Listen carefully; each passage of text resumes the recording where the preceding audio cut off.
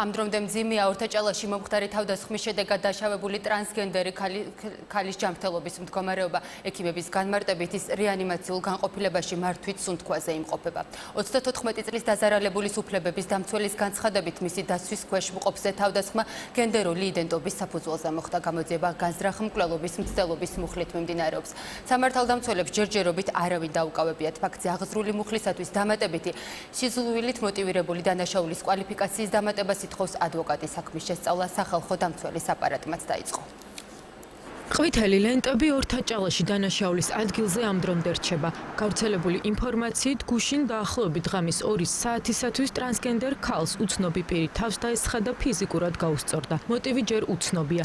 დაშავებულის სასწრაფო დახმარების ეკიპაჟმა საავადმყოფოში სახისა და ყელის არეში მიყენებული მრავლობითი ჭრილობით გადაიყვანა. პაციენტი ექიმების განცხადებით ამ დრომდე ხელოვნური სუნთქვის აპარატზეა შეერთებული და მისი მდგომარეობა მძიმეა.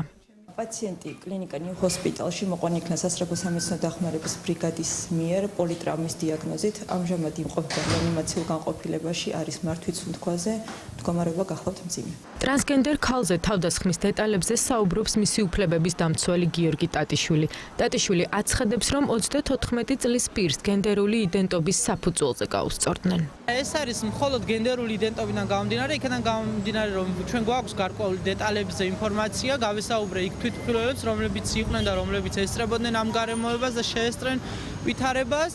ვიცი, რომ ეს მხოლოდ მისი ჩაცმულობიდან გამომდინარე იყო და შესაბამისად მისი გენდერული აღქმიდან გამომდინარე მოხდა ეს დაპირისპირება. მომხდარზე გამოძიება შინაგან საქმეთა სამინისტრომ მე-19 მუხლით დაიწყო, რაც განზრახ მკვლელობის მცდელობას გულისხმობს. დამატებით კომენტარს უწყება გამოძიების ინტერესებიდან გამომდინარე ამ დრომდე არ ავრცელებს. ასევე უცნობია, რამდენი პირი მონაწილეობდა ინციდენტში.